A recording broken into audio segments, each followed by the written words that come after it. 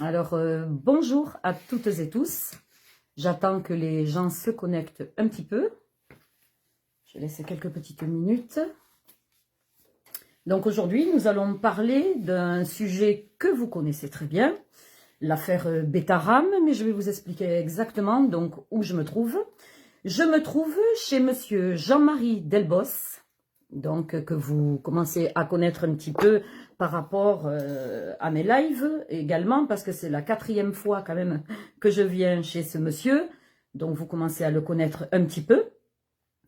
Donc, ce qu'il faudrait... Alors attendez, parce que j'attends de voir, d'être sûr d'être connecté, parce que là, je ne vois rien pour l'instant. Donc, est-ce que c'est OK? Oui, voilà, donc je vois qu'on me suit. Excusez-moi, hein, parce que je voulais en être sûre, je ne voulais pas parler non plus dans le vide, et sur un live, ça serait un peu ballot. Voilà, donc comme je vous disais, je me trouve chez monsieur Jean-Marie Delbos. Si vous vous souvenez, la première victime a dénoncé les faits sur Betaram, bien évidemment. Et donc aujourd'hui, je me trouve chez lui parce que il a écrit un livre. Donc je vous montrerai ensuite la couverture du livre. Donc il a écrit un livre sur justement son enfance à Betaram, dont le titre du livre. Je vous en parlerai un petit peu plus tout à l'heure. Donc je vais vous demander s'il vous plaît, parce que vous savez que ce sont des sujets très sensibles. Vous savez bien sûr que l'on me censure énormément. Donc sur YouTube, on m'invisibilise. Sur TikTok, n'en parlons pas. Et sur Facebook, c'est la croix et la bannière également. Donc, vous comprenez bien que nous sommes médias indépendants. Et bien sûr, qu'est-ce qu'on fait aux médias indépendants?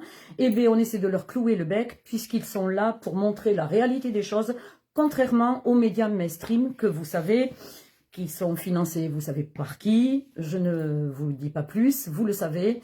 Et donc ces personnes-là peuvent raconter tout ce qu'ils veulent, puisqu'on les oblige à dire certaines choses, tandis que nous, médias indépendants, ben, nous montrons le plus possible la vérité, ce qui se passe sur le terrain, et donc bien sûr, aucune subvention, rien du tout, voilà. Donc aujourd'hui, je vais donner la parole à nouveau à monsieur Delbos. J'attendais un petit peu, justement, qu'il y ait plusieurs personnes sur le live. Donc, je vous demanderai surtout de partager, de liker un maximum, parce que vous savez que ça risque de sauter en plus, puisque ça va déranger un petit peu certaines personnes. Vous comprendrez de qui je parle tout à l'heure. Et donc, je compte sur vous pour les partages, les commentaires également, mais comme je vous le demande à chaque fois, le plus possible, le tout dans la bienveillance, sinon, ben, les rageux, les trolls seront expédiés illico presto sur la lune. Voilà, vous commencez à me connaître, donc les gens comme ça, nous n'en avons pas besoin, surtout quand on parle de choses réelles et que nous montrons la vérité. Ceux qui sont là pour casser le live ou autre, ben ceux-là, on les expédie. Voilà, donc je ne vais pas perdre plus de temps, je comptais juste à vous dire bonjour à toutes et tous. Merci ma petite Pilou d'être à la modération, merci. Et maintenant, je vais tourner la caméra vers monsieur Delbos qui va pouvoir nous parler un petit peu de son livre, de nous dire certaines choses et plus. Je vous laisse découvrir ce qui va se dire. Alors, comme je le dis à chaque fois, je ne suis pas suicidaire, comme vous le savez. Je préfère le préciser parce que je dérange pas mal de personnes, comme vous le savez. Je ne vous donne pas les noms, vous les connaissez. Et surtout sur l'affaire Betaram, je dérange encore plus. Donc s'il m'arrivait éventuellement de glisser sur une peau de banane ou etc., vous savez que je ne suis aucunement suicidaire. Voilà, donc je vais tourner la caméra maintenant vers monsieur Jean-Marie Delbos. Alors, je vais le cadrer le mieux possible. Voilà. Donc, bonjour, monsieur Delbos. Bonjour, chère madame. Voilà, donc je vous remercie une fois de plus de m'accueillir chez vous, avec autant de gentillesse. Et donc aujourd'hui, je voudrais qu'on parle d'une chose que vous détenez dans les mains, s'il vous plaît. Est-ce que vous pouvez l'approcher près de la caméra, s'il vous plaît? Attendez, donnez-le-moi, comme ça, voilà. Voilà. Donc, le livre n'est pas sorti, va sortir le 6 novembre, donc dans quelques jours. Il va sortir, c'est le livre de monsieur Jean-Marie Delbos et Erwan Denis. Voilà, donc mon enfance à Betaram. Et monsieur Jean-Marie Delbos va vous en dire un peu plus au sujet de ce livre. Voilà, je vous le rends. Alors, qu'est-ce que vous pouvez nous dire, monsieur Delbos, à ce sujet? Oh, très simplement, c'est un récit de ma vie d'enfant, de mon séjour à Bétaram, qui a commencé en septembre 1956 et qui s'est terminé en 62, avec une période, bien sûr, de 61, où j'ai dénoncé ce qui se passait. J'ai été mis à l'hôpital militaire psychiatrique pour me faire taire. Et si à l'époque on m'avait écouté, toutes les centaines de victimes qu'il y a eu par la suite auraient été sauvées. C'est-à-dire que si en 62, quand ils m'ont mis à l'hôpital militaire psychiatrique, on avait pris en compte qu'il y avait des gens néfastes à Bétaram, et bien tous les gamins qui ont été violentés et à Bétaram, des deux côtés, on n'aurait jamais eu ce qui s'est passé après, des centaines de victimes. Oui, parce que là, vous avez dénoncé, donc, enfin, à l'époque, vous en aviez parlé à votre famille et tout. Et donc, comme à l'époque, c'était tabou, justement, c'était une discussion taboue, le fait de subir des violences sexuelles ou autres, surtout dans ce milieu-là. On ne vous a pas cru, bien évidemment, et c'est ce que vous étiez en train de raconter. On vous a placé dans un hôpital psychiatrique militaire. Militaire, pour être sûr, voilà. Que, étant donné que c'était une structure militaire, eh bien, le séjour serait pris en compte d'une façon différente par rapport au secteur civil. Donc, je me répète, mais je redis que si à l'époque on m'avait écouté, au lieu de me mettre dans un institut psychiatrique, c'est des centaines d'enfants qui auraient été protégés. Oui, parce que je me doute bien qu'à l'époque, justement, c'était tabou. On ne pouvait pas discuter de ça. Et ensuite, par contre, vous avez eu votre grand-mère qui vous a élevé, si je me souviens sont bons. J'ai été élevé par ma grand-mère. Et si j'ai atterri à Bétaram, c'est par le fait que nous étions, moi et mes deux sœurs, orphelins de nos parents. Donc élevés par cette pauvre grand-mère, qui a, pour ceux qui, vous pourrez le lire dans le livre, qui a connu les pires misères, par le fait que les prêtres de Bétaram sont venus chez elle quand je suis sorti de l'hôpital militaire psychiatrique pour la menacer de lui saisir ses biens. On habitait la maison où je suis actuellement, et ils sont venus et ils lui ont demandé les courriers que m'envoyait le pédophile, et non seulement ils ont récupéré les écrits, mais après, ils se sont empressés de lui dire, si cette affaire a une suite, on vous fera saisir vos biens. Oui. Donc c'est vrai que à l'époque, les curés étaient tout puissants dans les communes. Les curés, le maire, les gendarmes. Donc en fait, après cette affaire, ma grand-mère a fait les pieds et les mains, parce que ma grand-mère était une battante. Donc ma grand-mère a été voir les gendarmes. Les gendarmes lui ont dit, il ment. Ne l'écoutez pas, il ment. Elle a été voir le maire, elle a eu la même réponse. Elle a été voir le curé, même réponse. Elle a été voir les voisins, même réponse. C'est-à-dire que, mais quand on dénonçait ce genre de choses, on peut savoir par exemple même que la justice pénale à cette époque, pour dire que ce qu'on subissait était un crime sexuel, ce n'était pas d'actualité. Donc, c'est difficile de dire maintenant que les gens ne nous croyaient pas, et de dire que la justice ne suivait pas. Mais la justice ne suivait pas parce que, pour la simple et bonne raison, que les premiers enquêteurs, qui en l'occurrence étaient les gendarmes, ne prenaient pas la plainte. Puisqu'ils étaient obligés de prendre la plainte contre le curé du village, ou contre quelqu'un qu'ils auraient pu connaître. Donc les faits à l'époque étaient des faits graves, mais qui étaient, alors en fonction aussi de votre appartenance. Si vous étiez riche, ben, on essayait d'arranger les choses. Et si vous étiez pauvre, c'était pire, on vous menaçait. On vous menaçait, voilà. Donc voilà, il n'y avait pas de juste milieu.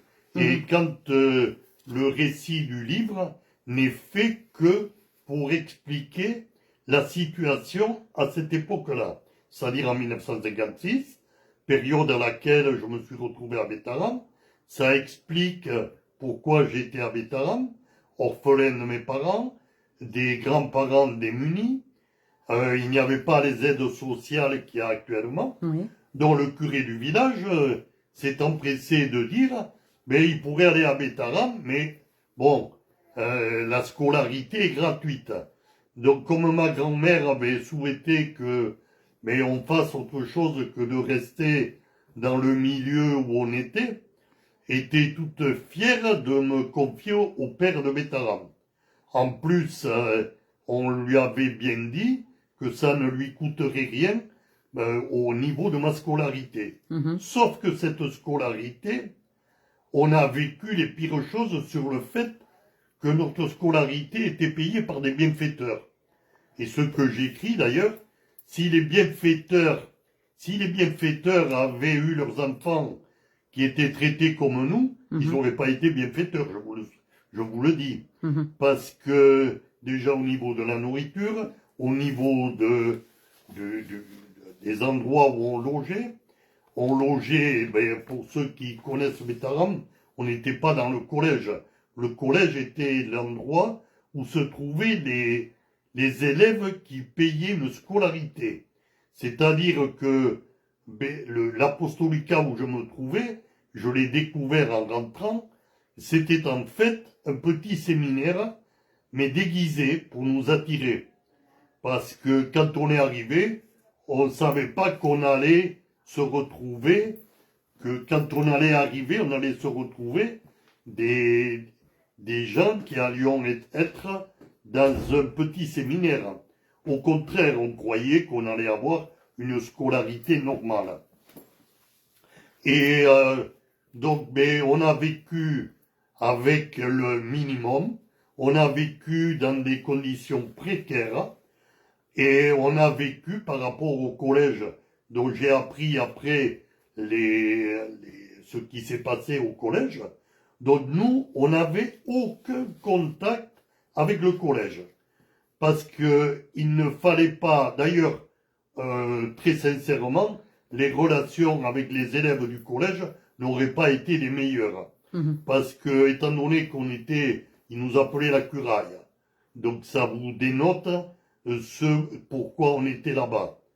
Eux, ils avaient, alors c'est une histoire que je raconte régulièrement, le samedi, quand on avait droit à la douche, c'était pour ne pas rencontrer, puisqu'on allait se doucher dans les locaux du collège, puisqu'il n'y avait pas de douche à l'apostolicat, et on avait l'odeur du pain frais. Le pain frais, nous, on ne savait pas ce que c'était. On avait ce qu'on appelait en béarnais les tioines, c'est-à-dire les gros pains. Et ces gros pains étaient coupés en 4, mais ils étaient rassis. C'était du pain rassis, puisqu'on dit qu'avec le pain rassis, on fait beaucoup plus de repas. Et au collège, ils avaient le pain frais. Donc nous, on avait l'odeur du pain frais. Quand on remontait, on remontait avec le plaisir du pain frais. Et nous, ben, on avait ce souci de savoir que le pain frais, on n'en aurait pas. Ce qu'il faut savoir aussi, c'est que contrairement au collège, où j'ai appris par la suite, ils pouvaient parler à table, ils pouvaient faire des batailles de bouts de pain. Nous, c'était pas le cas. Il y avait une lecture que les curés de l'époque adoraient, et que j'ai connu pendant mes années, c'était les exploits du médecin Schweitzer, c'est-à-dire l'apôtre des lépreux.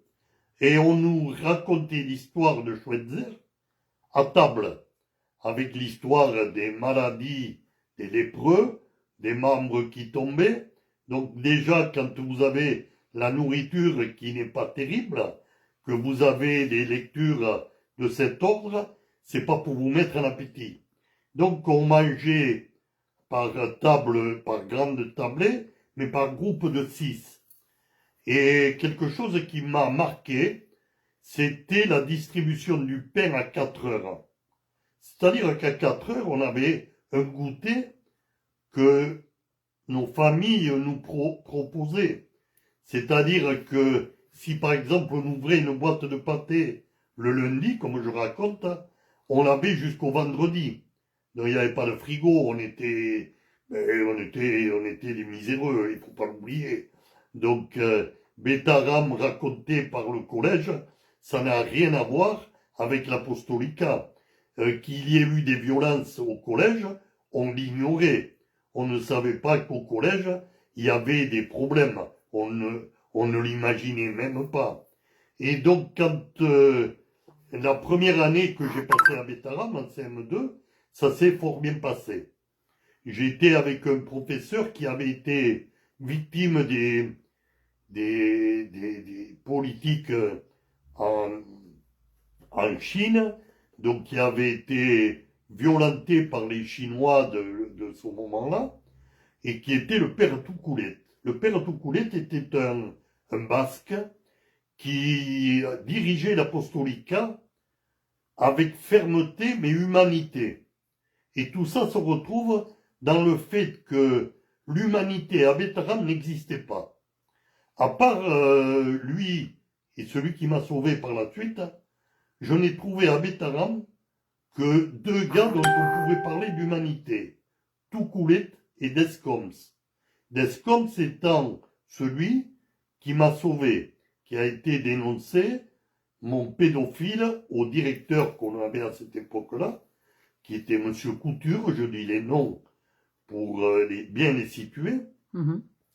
Couture vivait avec le chapeau qu'avaient les curés à l'époque, qui était un chapeau à 4 bords, on appelait ça les barrettes, et ça lui donnait, comme il était très petit, ça lui donnait un aspect très important. Et il était cassant. Toucoulette nous recevait dans sa chambre, qui lui servait de bureau. Couture avait au rez-de-chaussée un bureau où il était le seul à vivre. Tous les autres curés lui parlaient avec déférence. Alors que Toucoulette, c'était des échanges tout à fait amicaux. Couture, quand Descombs lui a raconté mes aventures, je fais un résumé de mon histoire. Quand Descombs, je lui ai dit, mais voilà ce qui m'arrive. Au départ, on était plusieurs à vouloir que notre histoire s'arrête. C'est-à-dire que le pédophile arrête de nous perturber. Descombs a été voir donc Couture, et il lui a dit, mais voilà, il y a Jean-Marie Delbos, mais il n'est pas seul. Et donc Couture, qu'est-ce qu'il a fait? Il a appelé les victimes qui étaient avec moi, qui, bien sûr, témoins. Quand on leur a dit dehors, le mot a été magique. Le mot dehors leur a fait tout oublier. Et donc, quand j'ai vu rentrer mes copains les uns après les autres, j'ai dit, mais ça va être mon tour. Donc, quand ça a été mon tour, donc vous pourrez le lire, j'ai été reçu par Couture d'une façon pas humaine comme vous pouvez l'imaginer, mais d'une façon très violente. Et comme j'ai l'habitude, et je l'ai gardé, d'avoir un sourire narquois, ça l'a mis dans une colère noire, et j'ai eu la première rouste de ma vie. Je dis bâté, machin, tout ce que vous voulez. C'est-à-dire qu'il m'a giflé avec une telle violence que pour lui c'était un plaisir. Et j'ai ressenti ça comme un plaisir, ce qui a doublé le fait que je souris. Au lieu de pleurer, j'ai souri. Ça l'a mis dans ça l'a mis dans une situation plus terrible encore que quelqu'un qu'on gifle puisse sourire, vous imaginez. Ça l'a déstabilisé. Et mon air narquois, je l'ai gardé toute ma vie. Et mon air narquois, je l'ai gardé dans ma profession, je l'ai gardé à l'armée, je l'ai partout. Partout, j'ai eu cet air que j'avais hérité de mes parents. Et donc, ce qu'il faut savoir, c'est que ma grand-mère, c'est pour ça que ce livre est dédié à ma mémé, parce que ma grand-mère m'a défendu. Et quand j'entends que des parents ont laissé faire, je me pose des questions.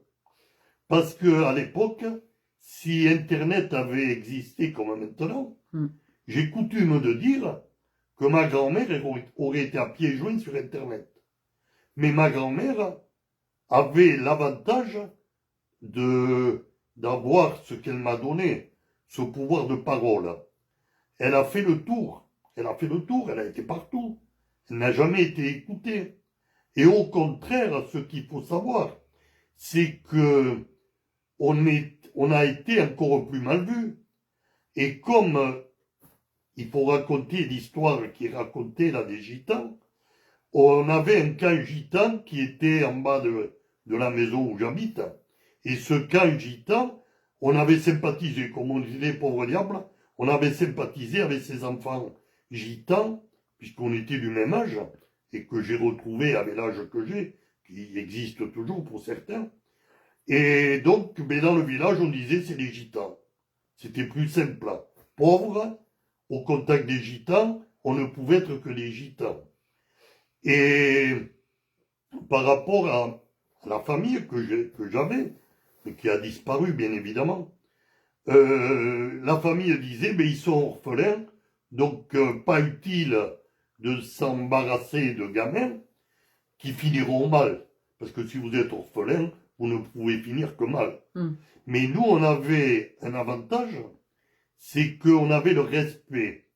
Et ma grand-mère nous a appris, ma grand-mère et mon grand-père, dont je peux souligner que je n'ai jamais entendu de mots violents entre eux. Ils avaient un respect entre eux que j'admire encore. Et que, par la suite, j'ai pas connu. Ce respect que j'ai connu entre eux, je l'ai pas connu pour moi, par exemple. Mais ce que je peux dire, c'est que je mets en doute des parents qui ne défendent pas leurs gosses victimes de violences. Moi, ce que j'ai vécu, c'est que ma grand-mère a bataillé partout. Mais on remet ça aux années 60. Il ne faut pas mettre ça dans les années maintenant 2025. Il faut mettre ça 60 ans, 70 ans avant. Et donc, on avait des notables. Alors les notables, c'était très facile de les situer. Dans le livre, ce qui est raconté, dans les villages, il y avait des notables. Alors les notables, c'était des paysans propriétaires. Parce qu'après, il y avait les métayers qui n'avaient rien. Et les paysans propriétaires, mais ils étaient maires du village. Et ils avaient un propos vis-à-vis des ouvriers qu'ils appelaient en béarnais nous oubresses. C'était un terme qui désignait les gens qui faisaient pas partie de leur milieu, l'oubresses. Et alors, j'ai une petite anecdote, c'est que pour les fêtes votives et les fêtes religieuses, nous étions obligés, par les curés des villages, d'amener des cierges avec le bougeoir dans les églises, et bien sûr, les gens des communes qui étaient donc des paysans propriétaires avaient des grands chandeliers, et nous, ma pauvre grand-mère, n'avait que 2 petits bougeoirs. Et elle disait, pauvre de nous, on en a que 2. Et ce qui voulait dire qu'on ne fournissait à l'église que 2 cierges, alors que les gens qui avaient des biens fournissaient des dizaines de cierges. Vous pouvez imaginer. Et donc je lui avais promis, je lui avais dit, mais t'inquiète pas, un jour nous aurons des bougeoirs. Et pour ceux qui me connaissent, j'ai une collection de bougeoirs qui est énorme. Et donc, quand j'en ai parlé que l'évêque s'est inquiété, que l'évêque de Bayonne s'inquiétait du fait que j'ai beaucoup de ces objets. Je lui ai dit, mais c'est la faute du curé qui nous obligeait à fournir des cierges pour les occasions religieuses. Donc voilà. Donc finalement, le résumé, donc vous l'avez, pour les personnes qui sont en train de nous suivre là, toute votre enfance, d'où le titre de toute façon de votre livre, c'est vraiment votre enfance. C'est mon enfance, il n'y a pas d'intervention politique comme j'ai vu dans d'autres ouvrages. Tout à fait. Là, vous n'avez pas d'affaire à Bayrou, vous n'avez pas d'affaire de Pierre et de Paul, c'est un récit qui ne concerne que moi. Voilà. Et qui, par contre, a fait l'objet de témoignages de différentes personnes qui ont vécu des choses terribles, qui ont raconté, d'autres ont refusé d'y figurer, et on a quand même un témoignage du président Collenot, qui est celui qui a formé le groupe des victimes de Bétaram, avec une association déclaré en préfecture, alors que l'association des victimes de Bétaram, lancée par un faux lanceur d'alerte, ne figure nulle part en préfecture. Donc, justement, on y reviendra tout à l'heure à ça, Monsieur Delbos, pour parler de cette personne, justement en question, nous en discuterons tout à l'heure. Là, pour l'instant, on a parlé de l'ouvrage, enfin, vous avez en gros dit un petit peu ce qu'il y aura dans ce que vous allez trouver dans le livre. Voilà, parce qu'il ne faut pas tout dire non plus, parce que sinon les gens, voilà, si vous... Il faut l'acheter. Voilà, il faut l'acheter. Alors, il faut savoir que ce livre est en prévente jusqu'au 6 à la FNAC, comme on le sait déjà. Et après, vous l'aurez dans toutes les librairies. Et à partir du 6 novembre, vous pouvez l'acheter, vous le trouverez dans toutes les librairies, moyennant combien le bouquin? 19 €. Voilà, 19 €. Je veux dire, c'est quand même intéressant, parce que là, vous avez la réalité de Monsieur Delbos, de ce qu'il a vécu.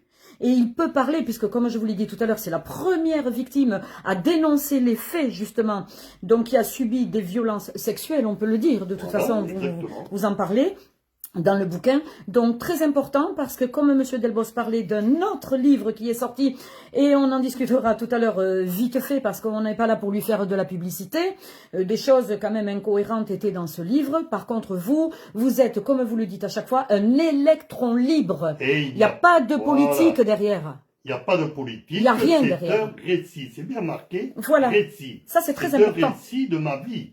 C'est un récit de ma vie, agrémenté de commentaires de gens qui ont voulu, et je suis très content parce qu'il y a le père d'une victime. Donc le père d'une victime qui explique comment il s'est retrouvé dans le sentiment d'être le père d'une victime sans rien savoir. Donc cette personne intervient dans votre livre, si j'ai bien compris. Donc c'est bien qu'on se le dise, le père d'une victime. C'est pas la victime elle-même. Non, la victime n'a pas voulu intervenir, c'est son père qui intervient et qui raconte.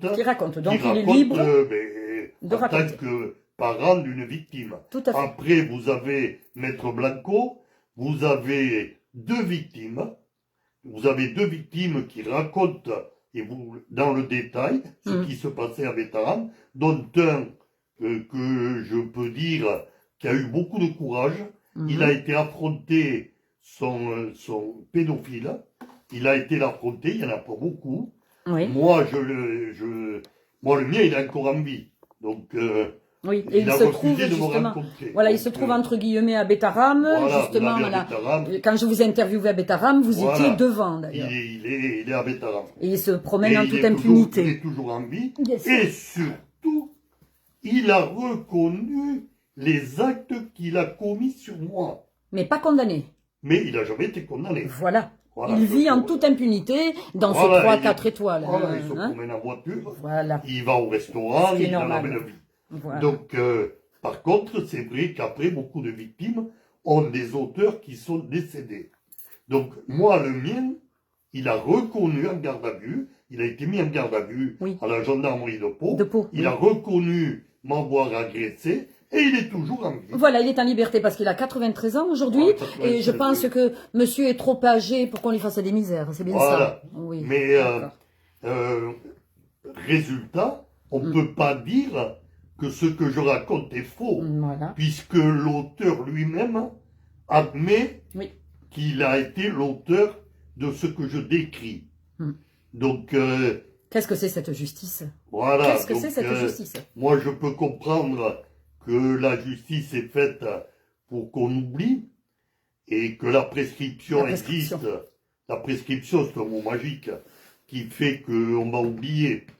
Et donc, dans le livre, vous avez aussi l'intervention de Maître Blanco, qui va raconter comment se passe la prescription, comment se passe tout ce qu'on a vécu. Vous avez l'intervention de Monsieur Mathias, qui est du comité Joannet, qui lui parle pour dire ce qu'il pense, et il va décrire la situation de l'Institut Joannet. Il peut l'expliquer, vous le lirez, donc il vous expliquera plus en détail. Puis après, vous avez Arnaud Gallet qui est en postface.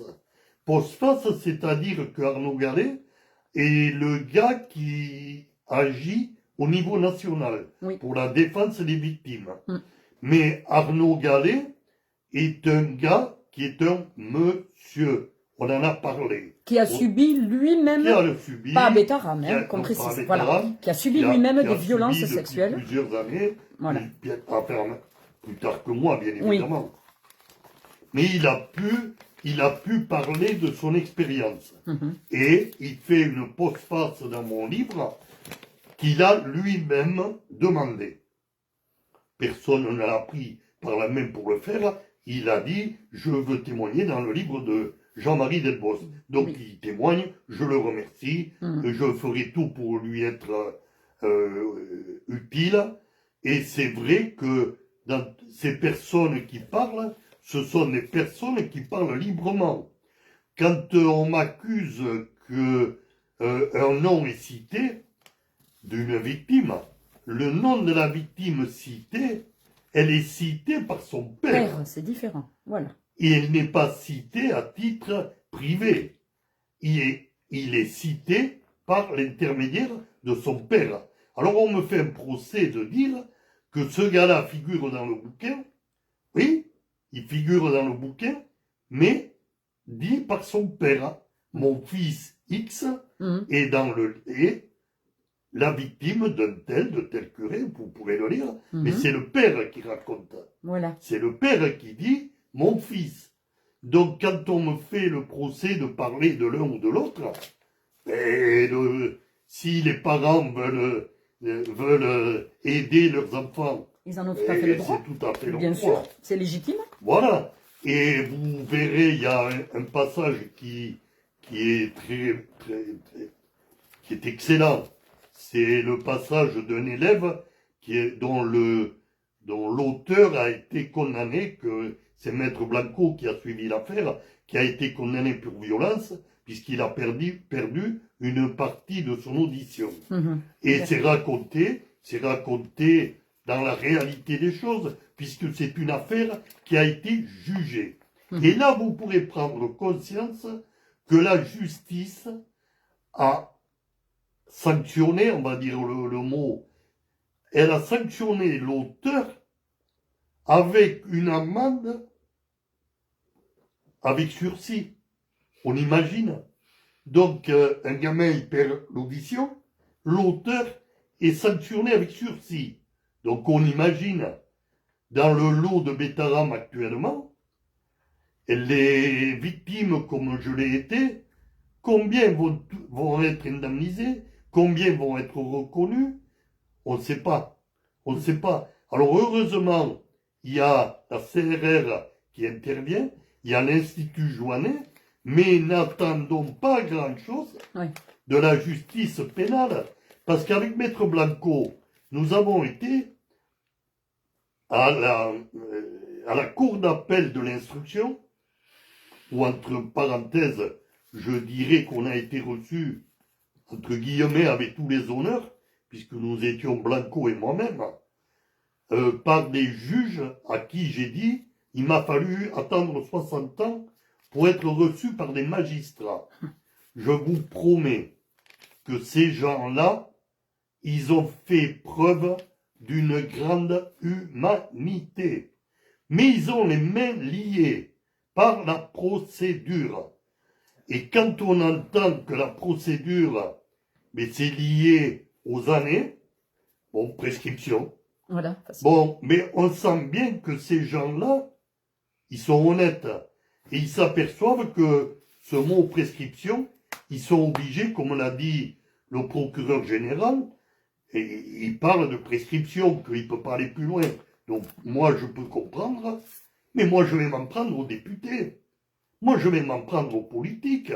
Les politiques, bon, ça ne servira pas pour nous, parce qu'il n'y a pas de loi rétroactive. Donc, ça ne servira pas pour nous. Mais que les politiques prennent en cause que la prescription est très dangereuse pour les victimes. Tout à fait. Et on n'en entend pas parler. C'est ça. On n'en entend pas parler. On entend parler, alors on entend parler des gens qui n'ont rien entendu, des politiques qui n'ont rien entendu, rien vu. Des gens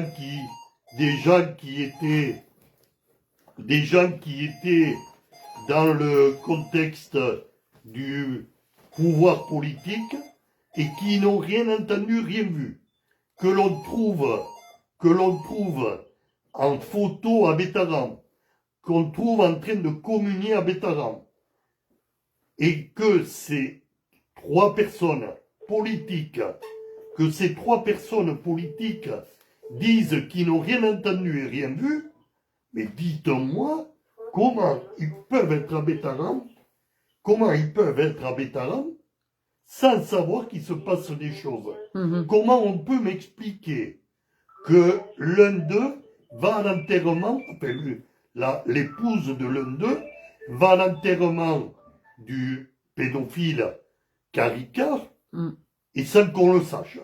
Oui. Et elle rentre chez elle, et elle dit à son mari, qui est un homme politique important, « Mais mon cher ami, j'ai été à l'enterrement de ce brave homme. » Je le dis avec dépit. Oui.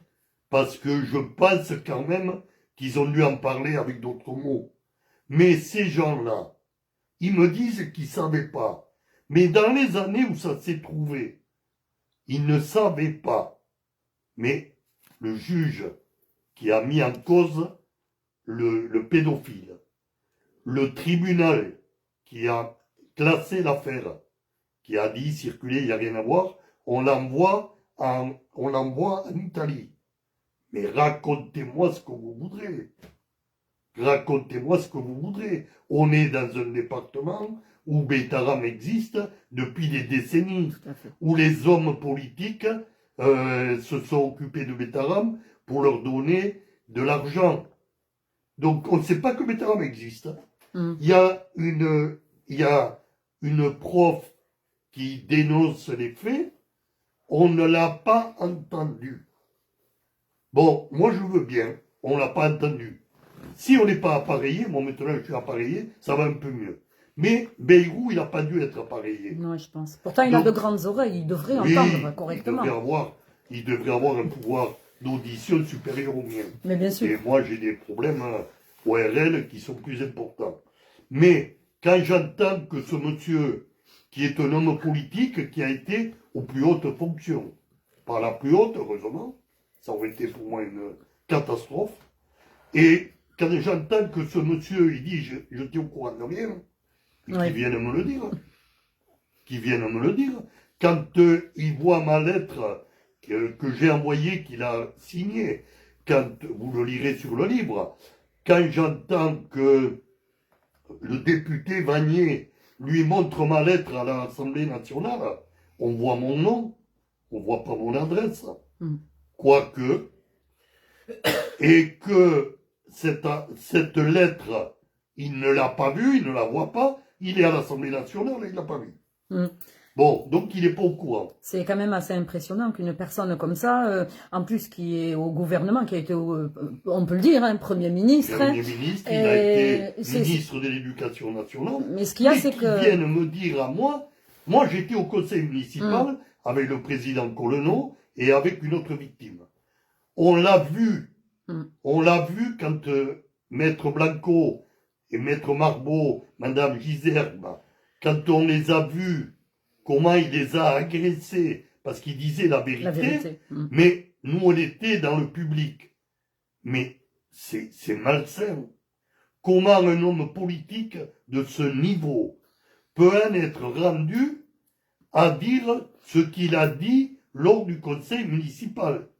Et ce qu'il faut savoir, c'est qu'au conseil municipal figurait un conseiller qui était à Bétarame, soi-disant, qui n'a rien subi, parce que ce qu'il raconte est faux, et qui a agressé Madame Gisberg, qui a agressé des amis du groupe, à qui il a mis, à moi il m'a mis une tête de Belzébuth, à une autre il a mis une tête de chèvre.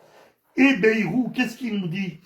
Bayrou, il nous dit, au conseil municipal, mais on n'a pas à le critiquer, on le cherche. Bayrou n'a pas analysé la façon dont on a été agressé. Alors quand on sort de ce conseil municipal, en tant que victime, et moi j'ai le plaisir de m'être vraie victime par rapport à d'autres, je sors de là en me disant, mais il nous prend pour des billes. Justement, Monsieur Delbos, en parlant du conseil municipal, c'est celui auquel je me trouvais quand je vous ai interviewé. Voilà, ce qui était un conseil municipal, précisons, public. Public, oui. Je vous suivais, je vous interrogeais à vous, une autre victime également, ce jour-là. Et au moment de vous suivre, quand vous étiez avec Maître Blanco et un élu de l'opposition, c'est bien ça, hein, une élue. Madame Gisberg. Voilà. Donc je vous ai suivi puisque je vous avais interviewé, j'étais là pour cela.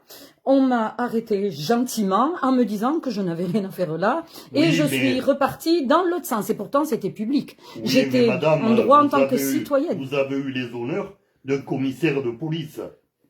Donc, avouez quand même que avoir les honneurs de commissaire de police pour vous dire que vous êtes indésirable dans ce conseil municipal, ça veut dire qu'il avait reçu des instructions de quelqu'un au-dessus de lui. Tout à fait. Bon, il faut être logique. C'est un fonctionnaire qui est tenu aux obligations d'un fonctionnaire, c'est-à-dire si vous avez quelqu'un qui est en poste dans un gouvernement, il donne des instructions. Donc vous imaginez bien que vous étiez indésirable par le fait que vous êtes libre. Tout à fait. Et comme moi, vous êtes libre de ce que vous diffusez, comme moi je suis libre de dire la vérité. Moi je n'invente rien. Quand j'étais au conseil municipal avec mes deux amis, Bayrou nous a ignorés. La députée qui est de son parti, elle est venue nous serrer la main. Donc moi je me pose des questions. Si cette députée est venue nous serrer la main, pourquoi il n'a pas eu un mot de compassion vis-à-vis de nous? Il n'a rien eu. Il a simplement défendu le gars qui nous insultait. Ça paraît ahurissant. Ça paraît ahurissant dans le sens que Maître Blanco et Maître Marbeau et Madame Gisberg ont pu lui raconter qu'on était là. Ont pu lui raconter que ce qu'on avait vécu. Donc il ne pouvait pas dire je ne savais pas, parce qu'il dit qu'il ne savait pas. Mais là on lui a dit. Oui. Ils étaient face à lui. Donc j'ai vu qu'il était dans une désespérance totale, parce qu'il ne savait plus comment répondre. Ça. Mais ce qu'il y a de terrible, c'est qu'il a défendu l'auteur des violences à notre rencontre. Ça paraît, alors que son adjoint, il nous l'a écrit, donc on ne peut pas dire que c'est des trucs inventés. Son adjoint a pris la mesure de ce que faisait ce gars-là et l'a enlevé de leur groupe. Donc il n'est plus dans le groupe de Bayrou. Il est isolé. Donc ça va faire plaisir à l'opposition. Ils auront un électron libre qui ne sera plus que Bayrou ne pourra pas défendre puisqu'il est libre. Et donc il n'est plus dans la mouvance de l'équipe Bayrou. Donc je trouve que c'est une belle chose. Donc là, alors nous avons commencé à discuter de votre livre, donc Mon enfance à Bétarame. Là, nous avons fait un petit topo. Et maintenant, j'aimerais qu'on parle de ce qui va vous arriver mardi, c'est ça?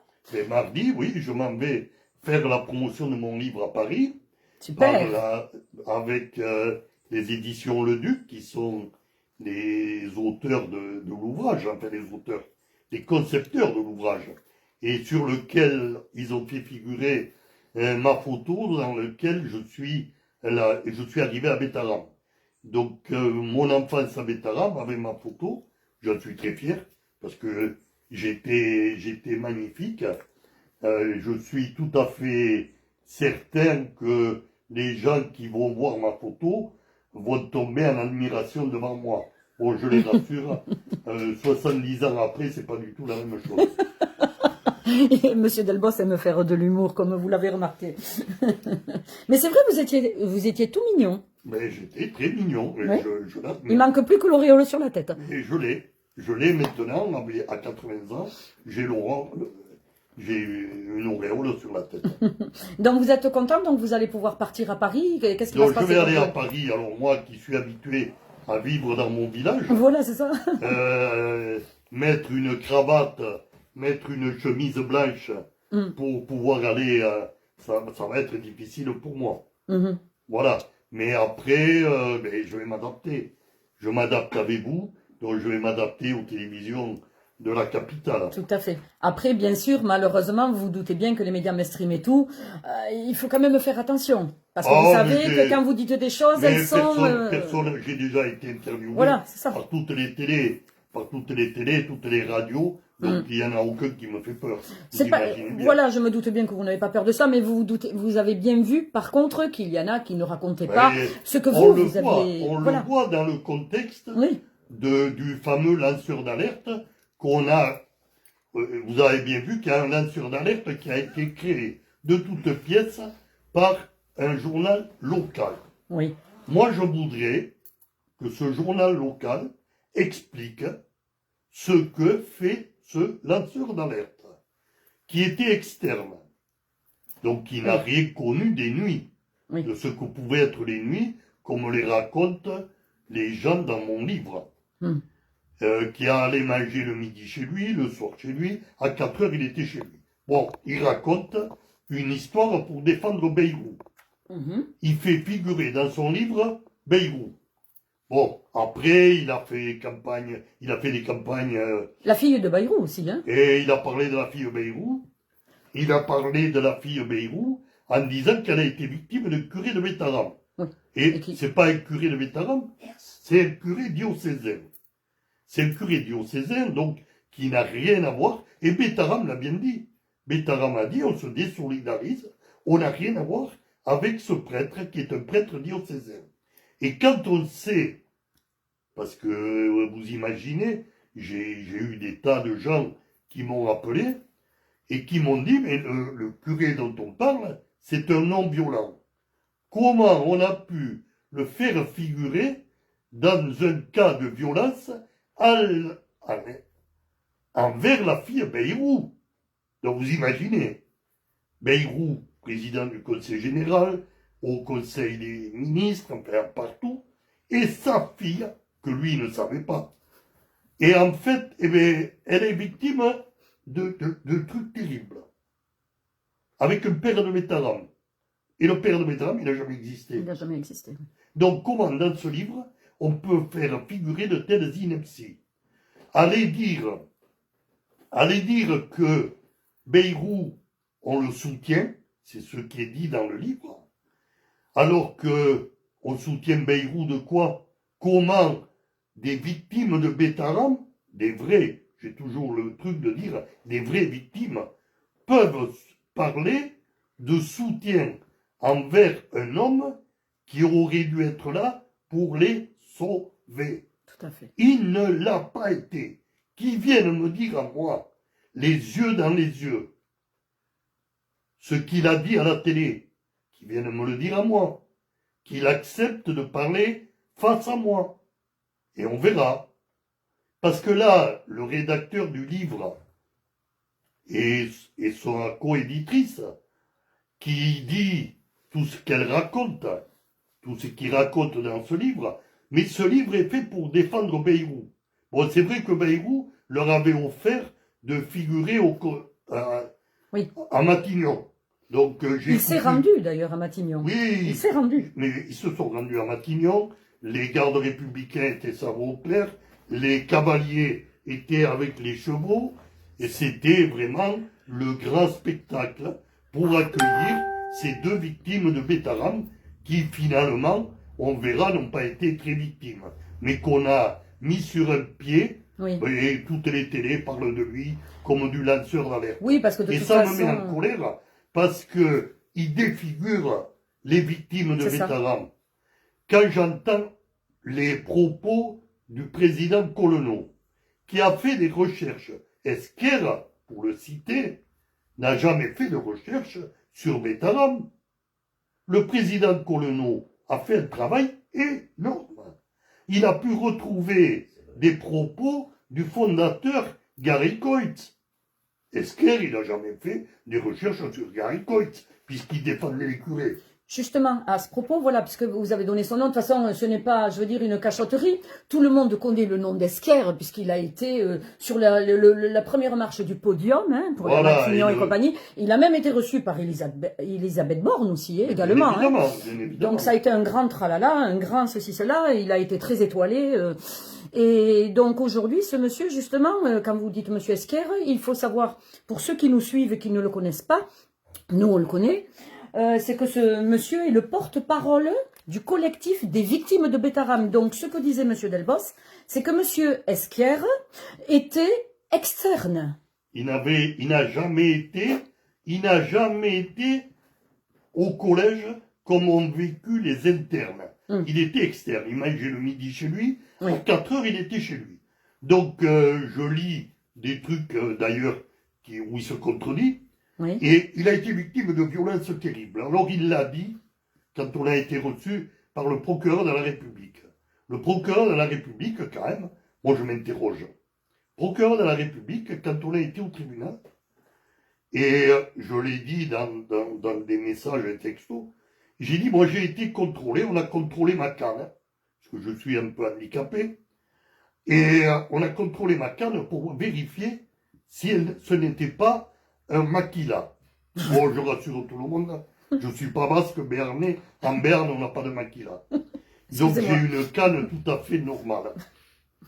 Donc moi, j'ai été contrôlé. Mais le procureur, il a été chercher Esquerre en bas des escaliers et il l'a ramené à la salle du tribunal.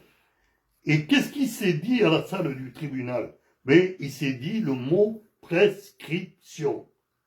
Et c'est vrai que j'ai entendu parler qu'il y avait eu des actes très graves à Bétaram. Et quand j'ai entendu que ces actes très graves, qu'on appelait torture, que le procureur a dit par la suite qu'il n'y avait pas eu de torture, c'était de tirer les cheveux. Je laisse vos téléspectateurs témoins de ce que peuvent être des tortures quand on vous tire les cheveux. Bon, je peux croire que c'est pas très, très agréable, mais appeler ça des tortures, le procureur l'a balayé d'un revers de main en disant oui. À Bétaram, il n'y a pas eu de torture. Oui, parce que la torture, c'est différent. Devant tout le monde. Donc, moi, ce que je m'inquiète, c'est que la presse en a fait un héros. Mais est-ce que le héros ne va pas devenir un Z au lieu du H? C'est ce qui doit arriver. Parce que quand on ment, on n'est plus un héros. On devient un zéro. Oui, je pense que voilà, je pense que c'est très clair ce que vous venez de dire. Donc bien sûr, il s'agissait de Monsieur Bon, je vous rassure, avec son comparse qui nous attaque en justice tous les 4 matins, oui. Qui nous envoie des messages de haine, oui. Ils vont nous mettre au tribunal. Parce que j'ai dit ce mot, je vais aller au tribunal. Le procureur, d'ailleurs, va me mettre en garde à vue, parce que comme ils l'ont fait avec un dessinateur, on devient à se demander si on ne revient pas à l'époque collabo de la guerre et de Pétain. quand j'entends les victimes, puisqu'ils se disent victimes, aller dénoncer un autre élève auprès du parquet pour le faire mettre en garde à vue, moi je dis, mais où va-t-on? Mais où va-t-on? Ce gars-là, il va aller au tribunal, et moi je veux que le tribunal me dise, ben on va le condamner. Parce il a mis un décès sur Bayrou. Mais moi je veux tout entendre. Il a fait une caricature de Bayrou, oui, et il se retrouve justement il se retrouve en garde à vue, par rapport à alors que les auteurs de violence n'ont pas subi ce qu'a subi ce pauvre gars. Et le gars qui l'a dénoncé, moi je l'appelle le collabo. Alors, attention, monsieur Delbos, je vais vous dire pourquoi. Parce que le mot que venez de prononcer, justement, que je vais éviter de prononcer, eh bien, il y a une personne, rien que pour avoir dit ce mot, s'est retrouvée en garde à vue également. Juste pour avoir prononcé ce mot-là. Vous vous rendez compte? Mais c'est pour vous dire si ça devient grave. On ne peut plus en garde à vue pour désigner ce personnage, parce qu'aller en disant je suis victime et je vais dénoncer un élève de Bétaram, mais on l'appelle comment? On va l'appeler, comme on a dit pour Caricat, un brave homme. Mais je dis non, il faut dire les mots tels qu'ils sont. Un chat, un chat. Voilà. Moi, je ne vais pas vous dire qu'un gars qui dénonce pour porter tort à quelqu'un, autre chose qu'un collabo. Et je le redis. Bon, il va m'envoyer au tribunal, c'est son habitude. Eh bien, j'irai au tribunal. J'ai Maître Blanco qui me défendra. Je crains personne. Hein. Donc moi, ça ne me dérange pas. Et le résultat de tout ça, c'est que les gens qui m'écoutent aujourd'hui, ben, feront mes soutiens. Donc, alors là, déjà, ce qui est bien, c'est que vous avez pu raconter un petit peu votre histoire. Bon, certains qui suivent mes lives donc commencent à vous connaître également, puisque c'est la 4e fois que je viens chez vous. Donc, vous avez pu raconter votre histoire. Vous en avez fait un livre, donc il faudrait juste parler de Erwan. Vous pouvez me dire Erwan Denis, c'est celui qui l'a mis en page. Voilà, c'est très important à souligner également. Parce que Erwan Denis, en fait, est celui, parce que vous racontez votre histoire, votre récit. Moi, c'est un récit vrai. C'est pas quelque chose de raconter.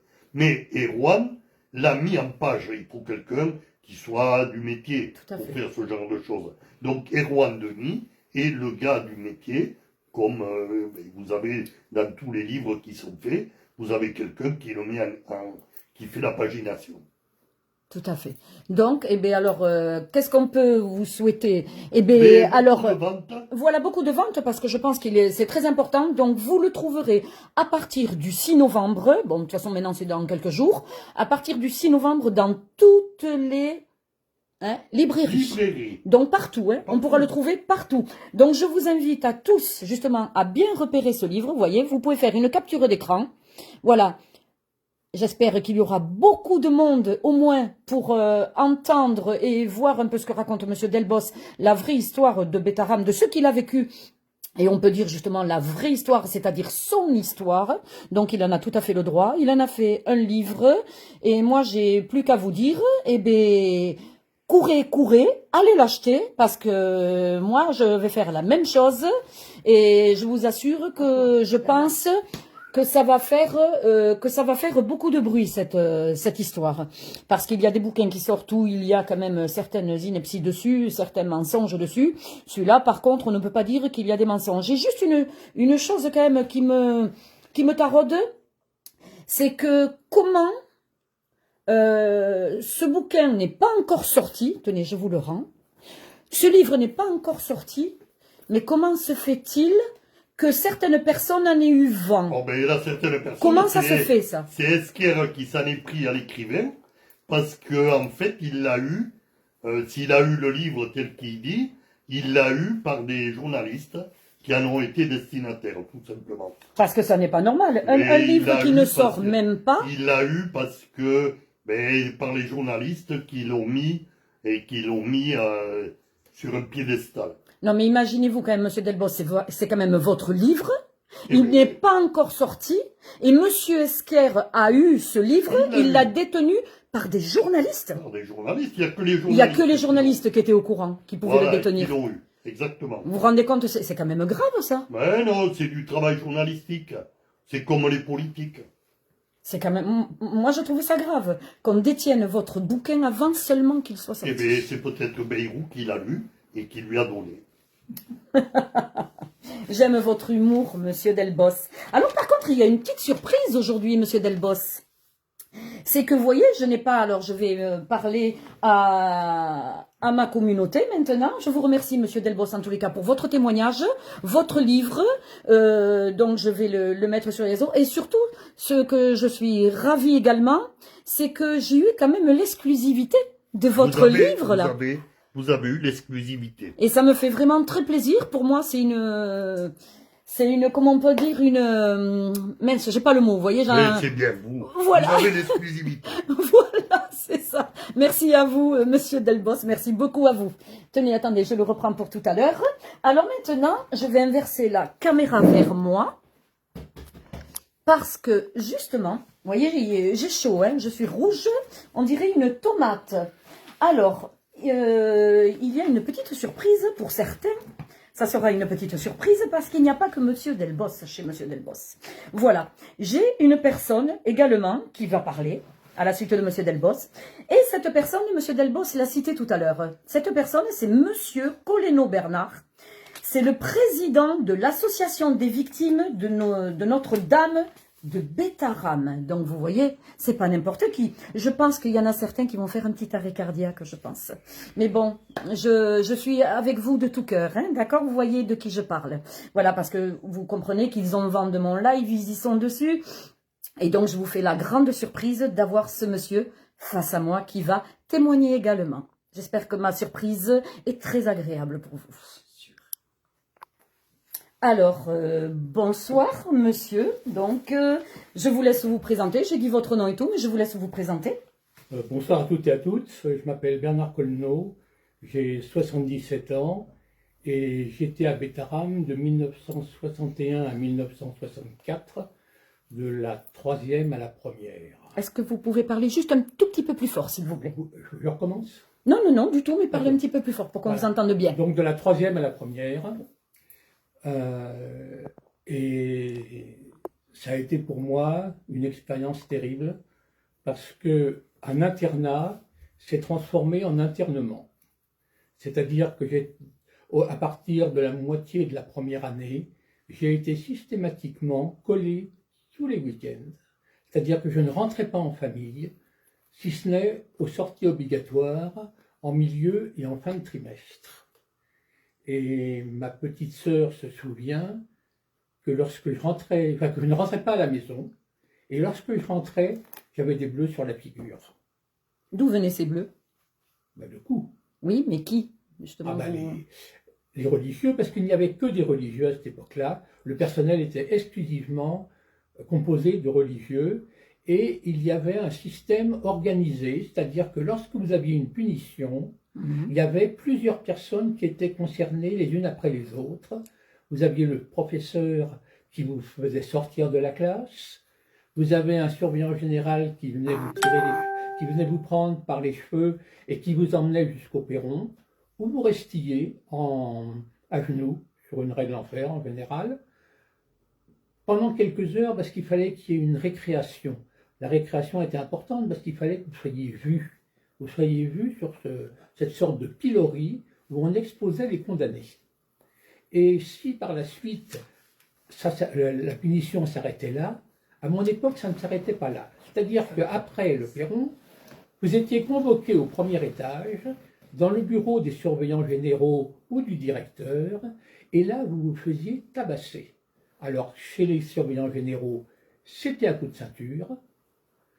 Chez le directeur, c'était avec un stick de bois et de cuir, et ça se passait derrière les portes capitonnées de son bureau, donc pour pas qu'on entende les coups et les hurlements des enfants.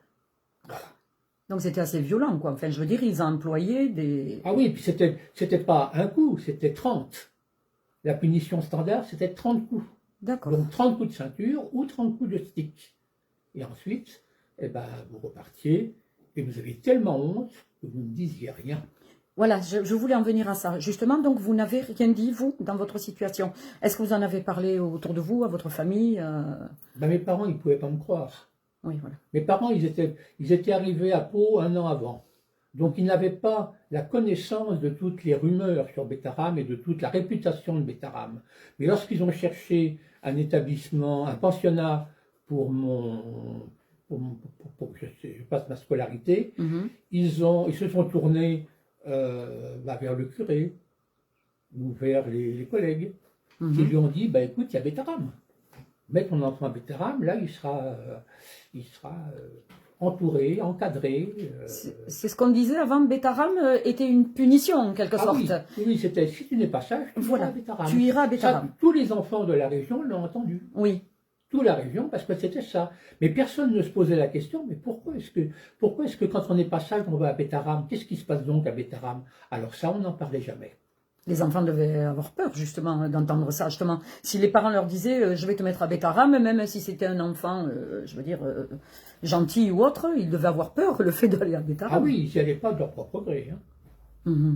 Et là, vous y êtes resté combien de temps? 3 années. 3 années, donc 3 années de cauchemar. Vous aviez quel âge? Eh bien, entre 13 et 16. À 13 et 16 ans. Oui. Et donc, vous ne pouviez pas, comme on dirait aujourd'hui, vous rebiffier, vous ne pouviez pas vous... Ben non, on n'avait aucun moyen. À qui pouvait-on se confier? À personne. À nos camarades, difficile, parce qu'on avait honte de ce qu'on avait vécu, quelles que soient les violences qu'on a subies. Hein, parce que moi, j'ai subi à la fois des violences sexuelles et des violences physiques et psychologiques. Oui. Donc, on ne pouvait pas en parler aux autres. Ensuite, on ne pouvait pas en parler à un professeur. C'était un religieux. Donc, de la congrégation, c'est lui qui vous avait puni, on ne pouvait pas en parler au directeur. C'est lui qui vous frappait. Donc, on n'avait personne. Il n'y avait pas d'assistante sociale. Oui. Une fois, j'ai été emmené chez un médecin à Saint-Pé-de-Bigorre parce que ma lèvre, le sang pissait, parce que j'avais reçu un coup de poing dans la figure de la part d'un professeur. Bon, il m'a mis des points de suture, mais il n'a pas fait de rapport. Il n'y a pas eu de signalement, ça n'existait pas. Oui, parce que j'allais dire les traces, elles y étaient. Quand vos parents vous récupériez... non, ils ne me récupéraient pas puisque je ne rentrais pas. Oui, parce que vous étiez collés, vous disiez. Voilà. Donc ça fait qu'ils ne pouvaient pas voir justement vos traces. Voilà. Donc effectivement, des bleus après, oui. On en voyait parce que ça durait un certain temps, les bleus. Oui. Mais non, ils ne voyaient pas. Voilà. Et comment vous avez vécu ces 3 années de calvaire, on peut dire comme ça? Comment j'ai appris à survivre. Oui, vous parlez de survie, là, carrément. Ah oui, tout à fait. Oui, nous, on se considère comme des survivants. Des survivants à des conditions de violence extrême, de la part d'hommes d'église en lesquels, normalement, on aurait dû avoir confiance. Tout à fait. Et j'ai eu la curiosité de chercher pourquoi est-ce que cette violence existait. Parce que pour moi, il y avait certainement une raison historique. Et il m'a fallu plusieurs mois pour remonter dans les textes fondateurs de la congrégation et pour m'apercevoir que Michel Garikoïtz, qui est, monsieur? C'était le fondateur de la congrégation des Pères du Betaram. D'accord. Avait donné comme mission à ses prêtres d'anéantir les enfants. Ce sont ses propres mots. Et ces mots, on les a retrouvés en mars 2025, lorsque le père Laurent Bachot, qui est un ancien responsable régional France, Espagne et Amérique du Sud, je crois, a dit: nous avons découvert que des enfants avaient été anéantis alors qu'ils étaient venus pour être éduqués et protégés. Quand il dit ça, M. Bachot, il ne dit qu'une partie de la vérité. Parce que ce qu'il devrait dire, c'est: nous avons anéanti des enfants que leurs parents nous ont confiés pour être éduqués et protégés. Parce que c'est ça la vérité. C'est pas ce que me dit M. Bachot. Ce que dit M. Bachot, c'est tendancieux.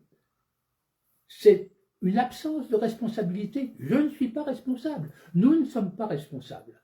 Alors, cette histoire de responsabilité, au niveau de la congrégation, c'est la source, en fait, des dissensions qu'il y a au niveau des victimes.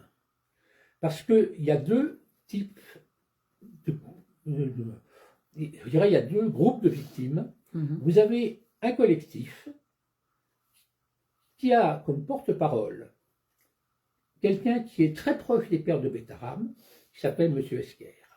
Quelqu'un qui est conseiller municipal élu sur la liste de M. Bayrou, qui s'appelle M. Pérez.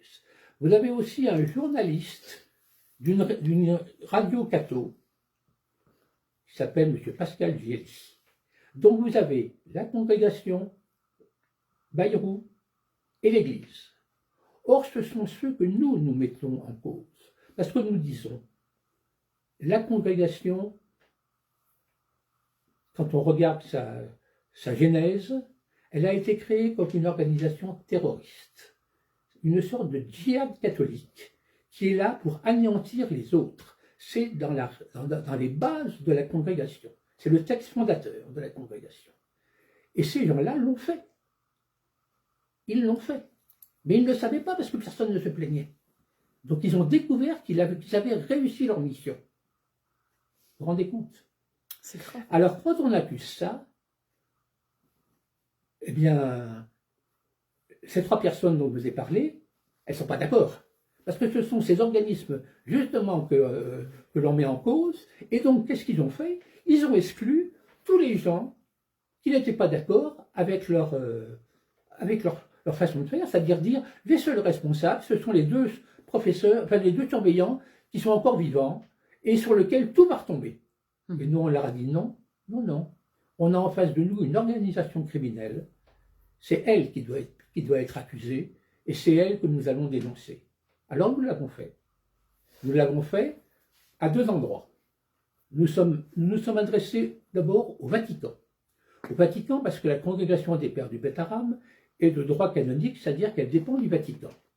Donc nous nous sommes adressés à un ministère du Vatican auquel nous avons présenté une requête.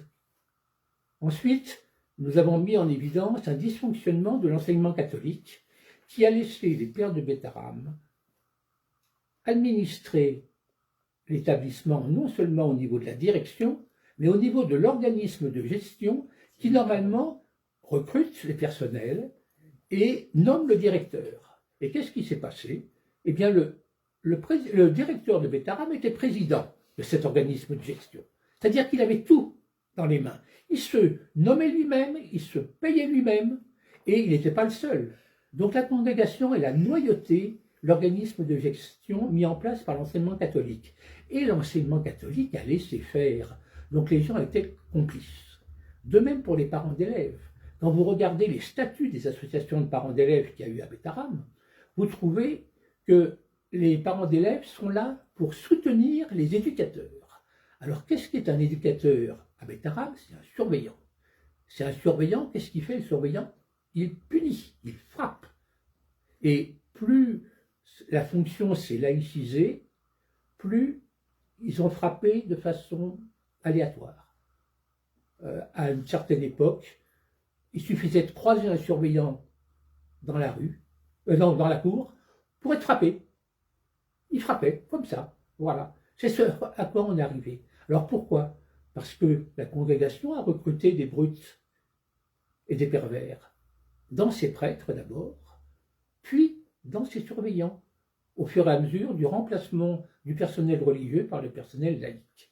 Et c'est pour ça que pendant des décennies, des enfants, ils ont été frappés avec le soutien des parents, avec le soutien de l'Église, avec le soutien de l'enseignement catholique.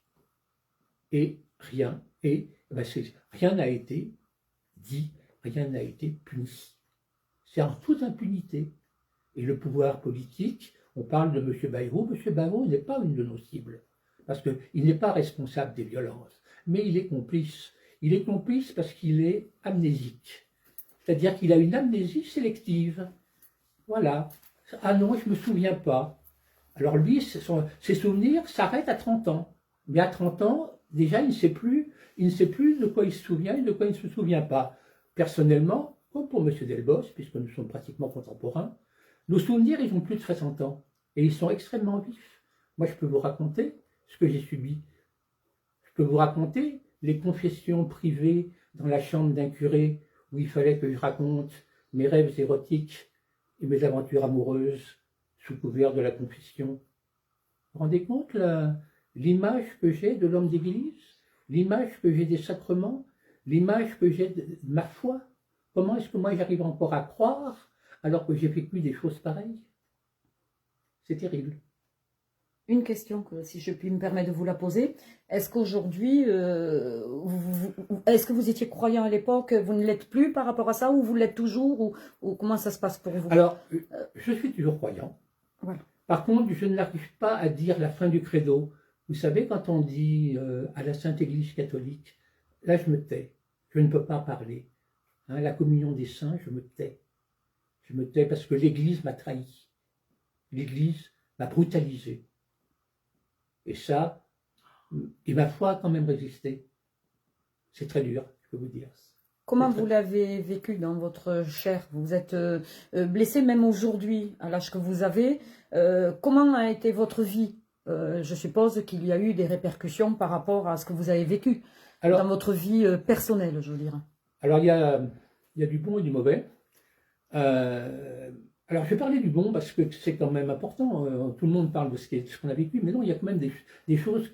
Par exemple, j'ai appris à survivre en milieu hostile. J'ai été personnellement explorateur polaire. J'ai passé 1 an en Antarctique. Et ben, j'ai développé mon instinct de survie m'a beaucoup servi. Parce que quand vous êtes dans des conditions climatiques extrêmement difficiles, il faut que vous travailliez, que vous mangiez, que vous dormiez, que vous viviez, que vous aviez des camarades avec lesquels vous deviez vivre, parce que c'est une équipe, hein, c'est une mission, et bien vous apprenez à survivre en milieu hostile. Ça, c'est une première chose. Ça m'a appris aussi à travailler. Alors ça, je le reconnais, j'ai tiré un des points positifs, c'est-à-dire que j'ai pu faire des études, je suis devenu ingénieur, j'ai pu travailler, je dirais, dans des sociétés relativement importantes, à l'Agence spatiale européenne, chez des constructeurs d'ordinateurs, ou de téléphones, ou de matériel. J'ai pu avoir une expérience professionnelle bien remplie. Voilà. Par contre, ce qui est beaucoup plus difficile, c'est l'aspect, je dirais, mes relations avec les femmes. Peut-être vie privée, vie intime. Voilà, la vie privée, là c'est moins brillant, parce que quand je suis sorti de Betaram, je me demandais, enfin, on m'avait tellement décrit les femmes comme des créatures du diable, que je me demandais par où le feu allait leur sortir. Et je peux vous dire que lorsque vous vous trouvez face à une femme et que vous avez ça dans la tête, ça ne facilite pas la communication ni les relations. Ça m'a duré à peu près 20 ans. 20 ans. 20 ans pour en sortir. Voilà. Et aujourd'hui, vous en parlez, c'est difficile, je le sens quand même que ça vous touche toujours aujourd'hui. Vous arrivez quand même à en parler devant caméra, c'est important. Pour vous, est-ce que c'est quelque part une délivrance ou comment vous pourriez l'appeler autrement? Alors, si vous deviez donner un... Si vous voulez, il m'a fallu, au bout de 40 ans, j'ai rencontré un psychologue qui m'a dit, à qui j'ai parlé, j'ai dit j'ai un problème dans mon enfance. Il m'a dit il faut que vous acceptiez votre mémoire. Accepter. Donc, j'ai accepté mes souvenirs, donc j'ai fait tout le travail pour accepter mes souvenirs, et 20 ans après, j'ai pu en parler. Ça m'a pris 20 ans de plus. Alors, ce qui m'a déclenché, c'est le MeToo des femmes. Je me suis dit, si les femmes arrivent à dire aujourd'hui, il y a 15 ans, il y a 20 ans, j'ai été violée, j'ai été maltraitée, mais au fait, moi, quand j'étais enfant, j'ai aussi vécu ça. Pourquoi est-ce que je n'en parlerai pas? Donc j'ai commencé à en parler. Alors j'en parlais très peu parce que j'ai surtout écrit ce que je ressentais. Mais mes souvenirs sont venus peu à peu. Et puis j'ai attendu que mon dernier enfant termine ses études, parce qu'avant ça, je ne voulais pas parler. Oui. Pour protéger mes enfants. Donc vous avez quand même eu une vie normale avec une dame, donc vous avez eu des enfants. J'ai eu deux donc vous avez fois. Je me suis marié 2 fois. Oui, donc arrivé un moment, vous vous êtes dit quand même, les femmes ne sont pas des diables comme on vous l'avait... Alors, je dirais que ma deuxième épouse m'a appris que les femmes n'étaient pas ce que j'avais entendu. Voilà. Mhm. Pour la première, c'était trop dur. C'est pas qu'elle Oui. c'est pas qu'elle se soit comportée comme un diable. Non, c'est pas ça. C'est que ma connaissance, enfin, l'image que j'avais d'une femme était tellement déformée Oui. que ça n'a pas facilité ma vie, ma vie amoureuse, par exemple. Et est-ce qu'à un moment donné de votre vie, vous avez été dans le déni? Ah non, jamais. Jamais? Non, pas dans le déni. Je n'ai jamais dit ça ne s'est pas passé. J'ai dit je n'en parle pas. Voilà, vous ne vouliez pas en Je parler. refuse d'en parler, ce qui n'est pas pareil. Ce qui doit C'est-à-dire être que je dur. sais que j'ai vécu ça, mais je n'en parle pas parce que si j'en parle, ça va être terrible. Et en fait, c'est vrai que depuis que mes souvenirs remontent, parce que ça continue à remonter, il ne faut pas croire. Moi, Oui. j'ai porté plainte il y a 6 mois, mais mes souvenirs, ils continuent à remonter. Il y a des choses, des détails qui me reviennent maintenant que je ne connaissais pas, qui ne m'étaient pas clairs pour moi. Oui. Et j'ai des cauchemars toutes les nuits. Mhm. Donc, Vous avez porté plainte, vous dites, il y a 6 mois Oui. en arrière, et il y en a qui pourraient se poser la question, pourquoi aussi tardivement? Vous auriez... Parce que j'ai expliqué, ma dernière fille, elle a terminé ses études il y a 1 an.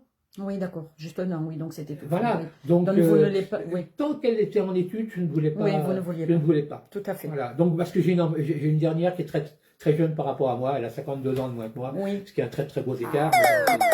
Oui, et le fait justement de voir aujourd'hui, de vous voir aujourd'hui devant caméra, elle vous verra certainement sur les réseaux, comment elle va le prendre? Est-ce que maintenant vous en parlez ouvertement avec vos enfants ou... Alors, au début, elle m'a dit, je ne veux pas te voir à la télé. Ah. Et puis après, elle m'a dit, papa, c'est très bien ce que tu fais. Voilà. Super, Donc elle en vous fait, soutient. elle a compris, que moi j'avais besoin de parler, parce que j'avais des choses dans ma mémoire ou sur la conscience qu'il fallait que j'expulse. Et elle m'a dit, c'est très bien ce que tu fais. Et la façon dont je le fais, en fait, m'a donné auprès de tous mes enfants une image que je n'avais pas avant.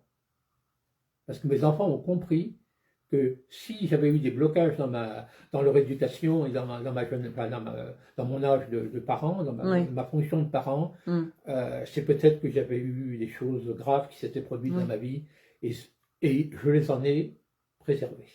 Oui. C'est bien, et en plus, le fait maintenant qu'ils le sachent, et qu'ils sachent que vous les avez préservés et qu'ils vous soutiennent, c'est important, le soutien de ces enfants dans un cas comme celui-là. Aujourd'hui, ça vous soulage quand même quelque part? Ah oui, tout à fait. Oui. C'est important. Oui, c'est ça. Alors, ça ne veut pas dire qu'ils me soutiennent tout le temps, c'est pas le cas. Mais au moins, ils savent que si j'ai eu des défauts, il y avait peut-être une raison. Voilà. Tout à fait. Et ils n'avaient aucune notion. Oui. Mais, comme je vous l'ai dit, j'ai fait tout mon possible pour les préserver des conséquences, c'est-à-dire de ne pas être violent avec eux. Oui. Vous n'avez pas reproduit le schéma que vous aviez vécu en violence. Je parle pas sexuel, bien évidemment, mais en violence, je veux dire, vous n'avez pas reproduit le même schéma que vous avez subi vous. Non, mais ça n'a pas été facile. Enfants. Voilà. Ça a été très difficile. Je pense, ça a été un combat de tous les jours. Hein, oui. C'est un combat de tous les jours. C'est-à-dire tous les jours, on se dit attention, ne tombe pas dans ce travers. Oui. Et ben, c'est pas simple. C'est vraiment pas simple. Oui, parce que c'était presque rentré pour vous en 3 ans de violence. C'était presque normal au bout d'un moment. Et peut-être vous auriez pu justement reproduire le schéma sur vos enfants. Tout à fait. Ce que vous n'avez pas fait. Oui, tout à fait. C'est un travail, je dirais. Sur vous-même qui a dû être. Un travail très très dur. Très dur. Surtout que je n'avais pas beaucoup d'aide, puisque mon cas ne nécessitait pas un traitement psychologique, par exemple. Oui. Parce que il n'y avait pas d'effet, en fait. Tout à fait. Bon, ils ne savaient pas ce qui se passait à l'intérieur, mais si vous voulez, il n'y avait pas d'effet. Voilà. D'accord. Et qu'est-ce que vous auriez à rajouter justement aujourd'hui au sujet de M. Delbos? Donc, vous connaissez avec M. Delbos, vous le soutenez donc bien sûr, puisque vous êtes tous les deux victimes de violences sexuelles, quoi. C'est quand même assez grave. Vous soutenez donc M. Delbos aujourd'hui? Alors, nous nous sommes retrouvés menant le même combat, c'est-à-dire désignant les mêmes responsables. Oui. Et c'est ça qui a fait que l'association a été fondée. C'est-à-dire, c'est avec une poignée de quelques victimes qui ont subi des choses graves et qui parlent de de ce qu'ils ont subi. Parce que lorsque vous entendez quelqu'un qui ne parle que de ce qu'ont subi les autres, oui. On peut avoir des doutes sur son état, sur ce dont lui-même a été victime. Quand une victime vous dit « moi j'ai vécu ça, moi voilà ce qui passe », ah, c'est ça. Mais quand vous avez quelqu'un qui ne passe son temps à dire « les autres ont fait ci », voilà. Je connais quelqu'un à qui c'est arrivé. Ah ben oui, et vous qu'est-ce qui vous est arrivé? Ah, on n'en parle jamais. C'est ça. Moi j'ai des doutes. Et ce clivage, il est très net. Il est très net. Et il y a des gens qui parlent de vraies victimes. En fait, moi je dis plutôt, ce sont les victimes qui n'ont rien à dire. C'est pas la même chose. Elles n'ont rien à dire parce qu'en fait, elles n'ont pas vécu ça. Ouais. Elles parlent de ce que les autres ont vécu. Il y en a certains qui parlent de ce qu'ils ont lu dans les témoignages qui ont été recueillis. C'est très gênant. Parce que comment est-ce que, je veux dire, en lisant des témoignages d'agression, on peut se sentir agressé. Et on est capable d'inventer. Alors, je ne dis pas que les choses sont fausses, je dis simplement que ça met un doute. Ça met un doute. Et lorsque quelqu'un n'est pas capable de dire « j'ai vécu ça, et voilà ce que j'ai subi, voilà ce qui s'est passé, je peux désigner mon agresseur », là, vous avez quelqu'un qui probablement dit la vérité. Parce qu'on n'a pas de preuves. Il n'y a pas de preuves, il n'y a pas de texte. Personne ne sait qui était collé, qui était brutalisé. C'est pas écrit dans les registres. Donc on ne trouve rien. C'est parole contre rien, contre silence, puisque les auteurs sont morts. Tout à fait. Et si vous aviez un mot de fin à dire justement devant les personnes qui vous suivent, qu'est-ce que vous diriez aujourd'hui? Moi je dirais que j'admire M. Delbos, parce que c'est une personne âgée, de santé fragile, et elle continue à se battre. Et je dis, et avec lui nous avancerons. Ben, c'était un témoignage très émouvant, Monsieur Colonneau, là vraiment, dont on a rappelé que Monsieur Colonneau Bernard est le président de l'association des victimes de Notre-Dame de Bétharram.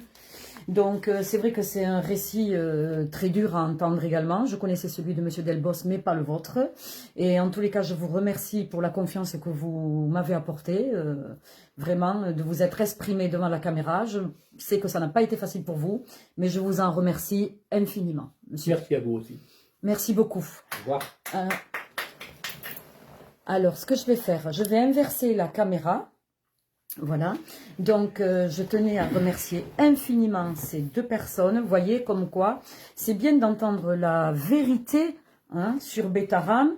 Alors, comme je vous l'ai dit, je vous invite tous à aller en librairie au 6 novembre pour aller acheter justement le livre de Monsieur Delbos, que je vous mets voilà devant pour que vous le voyez bien. Jean-Marie Delbos et Rohan Dennis, dans Mon enfance à Bétharram.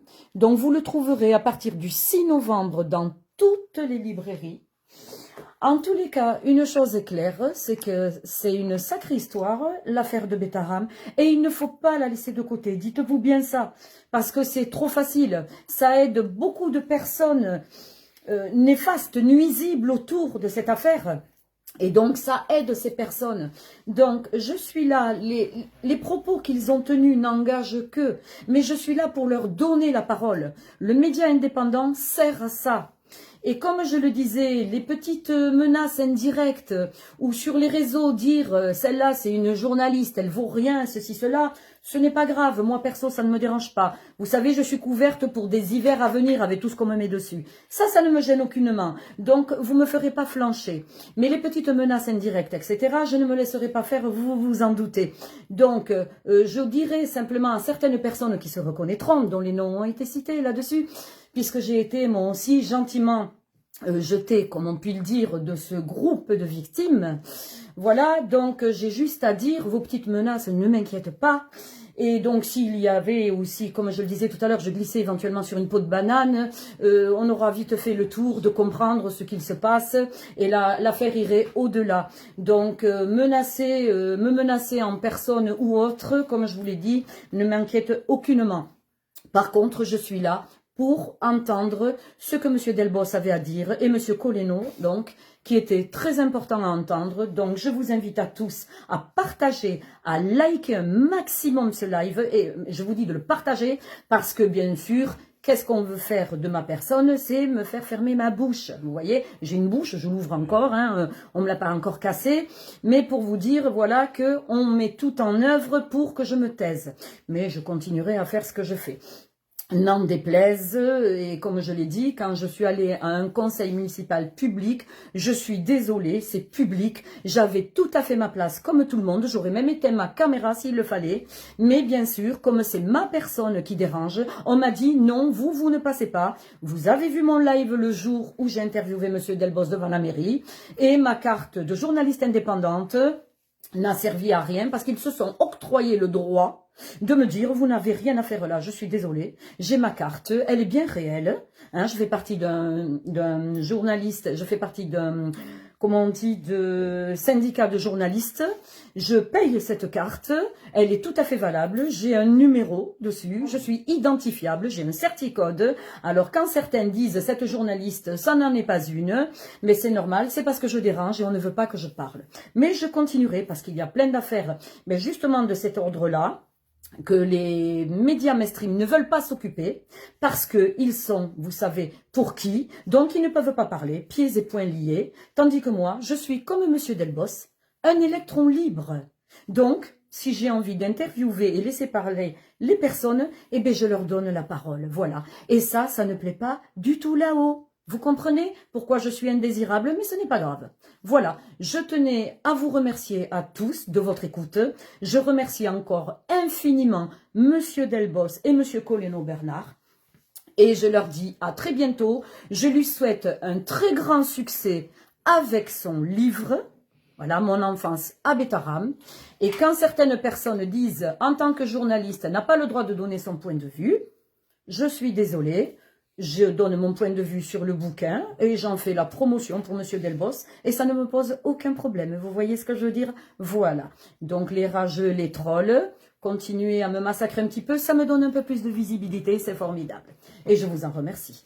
Alors sur ce, je vous souhaite une très bonne soirée. Ça a été un peu long, mais c'est très important d'expliquer ce qui se passe dans cette affaire de Bétaram parce que nous, on ne la laisse pas tomber. Vous voyez, je suis toute rouge, j'ai plein de pommettes. C'est formidable, pas besoin de maquillage, vous voyez. C'est fantastique. Allez, trêve de plaisanterie, je vous laisse à tous.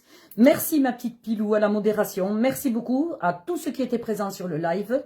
Et je vous dis à très vite les amis. C'était Brigitte, B-Live indépendant. À très vite. Au revoir et merci de m'avoir suivi.